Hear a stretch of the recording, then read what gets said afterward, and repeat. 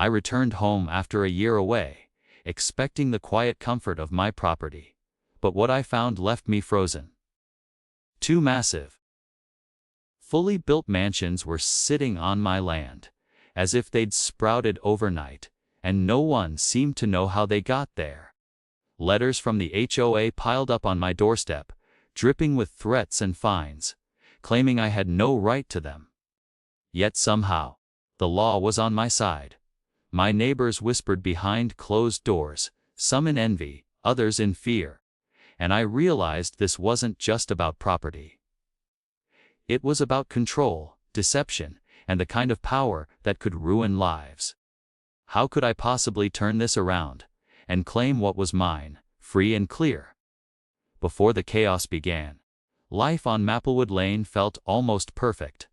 I had spent years turning my property into a sanctuary, a small, sunlit home with a garden that bloomed in every color imaginable, where weekend mornings were filled with the smell of fresh coffee and the laughter of neighbors passing by. The streets were quiet, the kind where kids rode bikes without fear, and the HOA seemed like a distant, mostly harmless bureaucracy that only mattered when reminders for lawn care or mailbox standards arrived. I loved my little corner of the world, never imagining that behind the neatly trimmed hedges and friendly nods lurked a web of rules, rivalries, and tiny obsessions with control. Subtle signs began at first. A complaint about a fence that didn't quite match the HOA template, a note about the paint color of my front door. But I brushed them off, assuming they were minor annoyances. Little did I know, these were just the opening moves in a relentless, absurd, and escalating fight that would test every ounce of patience I had, and eventually leave me staring at something unimaginable growing on my property. What started as small, seemingly trivial complaints quickly spiraled into a nightmare I couldn't have imagined. The HOA began sending letter after letter, each more absurd than the last fines for grass that was allegedly too tall, accusations that my mailbox didn't meet aesthetic guidelines, threats over paint colors that had been approved years earlier. Every attempt to reason with them was met with cold bureaucracy and thinly veiled hostility, as if their mission was to crush anyone who dared enjoy their property without endless permission slips. Neighbors who had once waved cheerfully now peered with suspicion, whispering about my supposed violations, some even claiming they noticed new structures that weren't there before. The tension mounted with every visit from HOA inspectors, armed with clipboards and stern faces, measuring, noting, judging, their presence suffocating and invasive. I tried to comply, thinking it would be enough, but the fines grew, letters piled up, and each interaction left me feeling smaller, trapped in a world where logic didn't apply and the rules were weaponized. Then came the notices of legal action, threats to take my property for noncompliance with regulations that seemed to change weekly. I began documenting everything: photos, videos, timestamps, emails, even recordings of conversations that could be used if things went to court. Late nights were spent scouring HOA bylaws, searching for loopholes, desperately clinging to the hope that there was a way out. And just when I thought I had a handle on the madness, the whispers in the neighborhood turned into pointed comments at community meetings, rumors spreading that my property was somehow illegal or unapproved, fueling a sense of isolation. But nothing prepared me for the day I returned from a week-long trip to find construction crews on my land, building structures I had never authorized. My stomach dropped. Questions raced through my mind. Who allowed this? How was it legal? And most terrifyingly, what could I possibly do to stop it? The situation had escalated beyond petty complaints. It was now a full-blown battle for control of my own home. The HOA claimed ignorance, neighbors feigned innocence, but every action hinted at coordination, a silent conspiracy designed to overwhelm and intimidate me. Weeks blurred into a haze of meetings, lawyers' calls, and mounting bills, each escalation a punch to my patience and sanity, yet beneath it all, a flicker of defiance began to grow. Could I actually fight back? Could I turn their own rules and missteps against them? The tension became unbearable, and just when I thought I had seen the worst, a shocking discovery on my property made me question everything I thought I knew about ownership, control, and the line between legal authority and outright theft.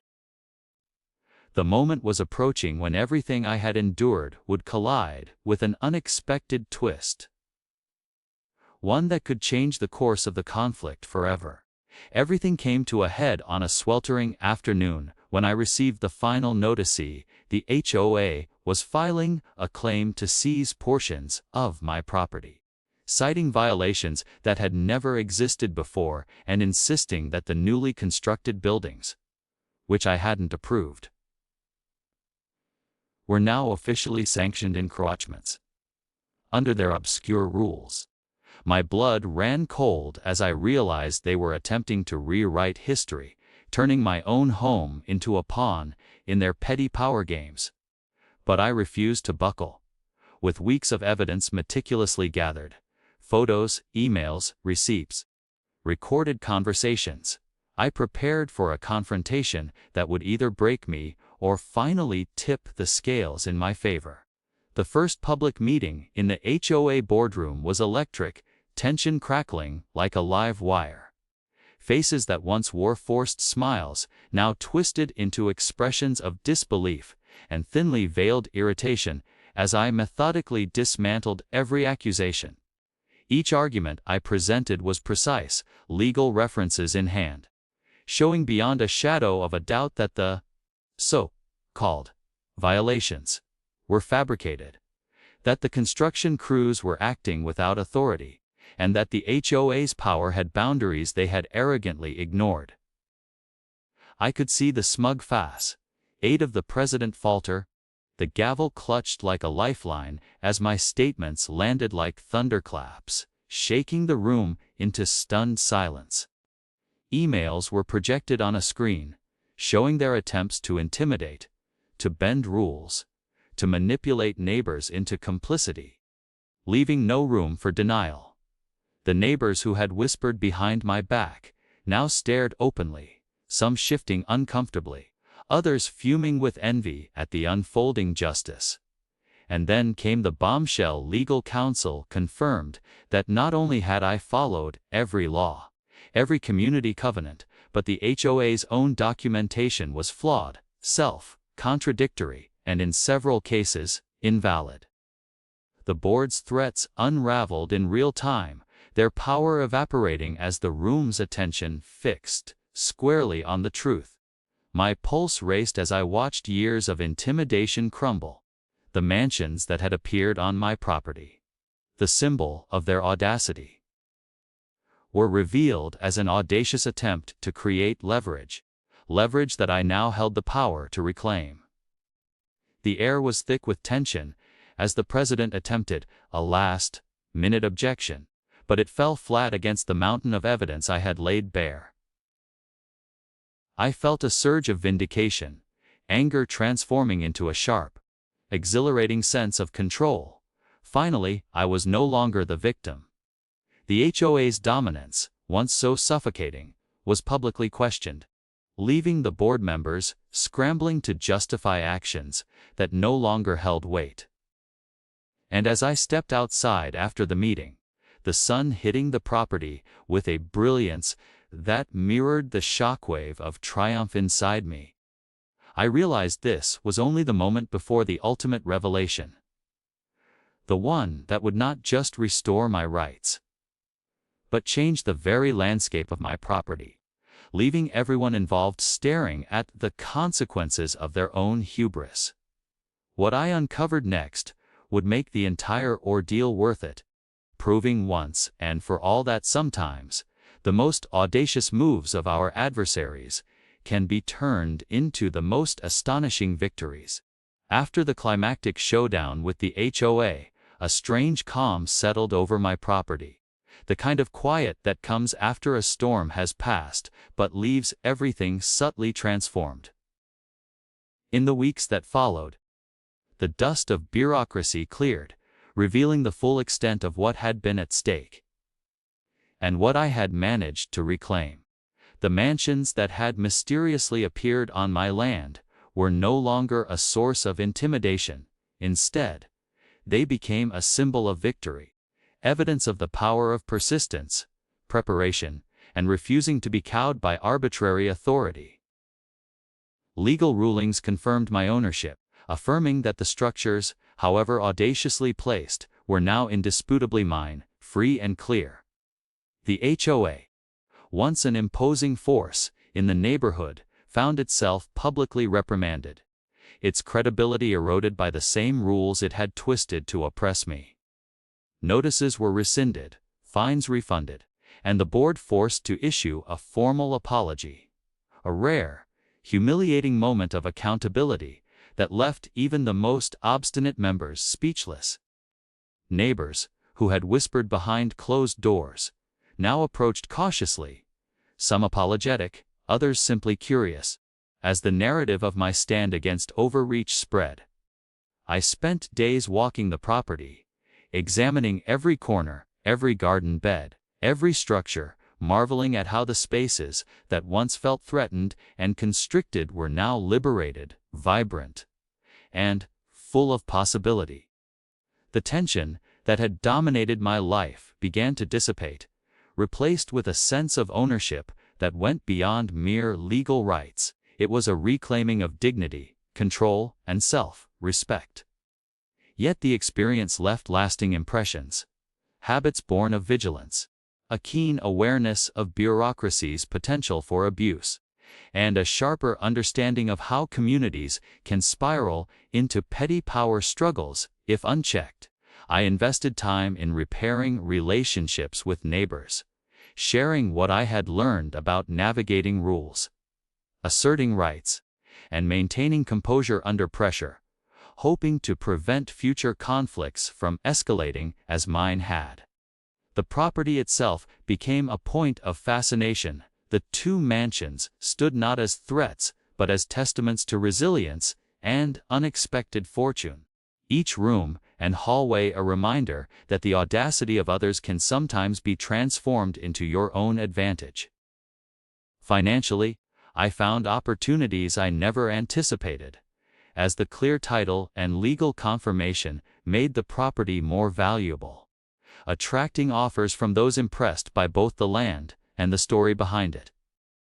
Emotionally, I carried forward a profound understanding of the importance of boundaries, documentation, and courage. The realization that when faced with systemic or bureaucratic oppression, preparation and perseverance can turn the tables in ways that feel almost cinematic. Looking back, the ordeal reshaped my relationship with the neighborhood, the community, and the concept of home, teaching me that true ownership extends far beyond walls and land. It encompasses the right to protect, defend, and celebrate your space against forces that seek to diminish it. And yet, even with the victory secured, there was a lingering question that made me pause on quiet evenings while walking between the mansions. How many others endure petty tyranny quietly, unaware that the rules are not always as unbreakable as they seem? That thought, heavier than any fine or threat, lingered in the air, challenging not just me, but anyone watching to consider the subtle ways power can manifest in everyday life, and the extraordinary impact of standing firm when the system is stacked against you. Ultimately, the story did not end with confrontation or humiliation. It ended with reclamation, clarity, and a profound sense of justice realized. The HOA's attempts at control became a cautionary tale. My persistence became a blueprint for reclaiming what is rightfully yours. And as I stood on my property, sunlight streaming across lawns, gardens, and the unexpected mansions now undeniably mine, the lesson crystallized. When bureaucracy, greed, or petty authority oversteps, knowledge, courage, and unwavering resolve can turn the tables so completely that even the most audacious interference becomes your triumph. It was more than a victory over an HOA. It was a declaration that no matter how absurd or overbearing the rules, there is always a path to reclaiming your life, your property, and your peace of mind. And in that realization, I found a freedom deeper than land or law, a freedom that turned a nightmare into a story worth telling, a triumph worth sharing, and a question worth leaving with everyone watching. If you faced the same impossible odds, would you fight? Or let them define your world?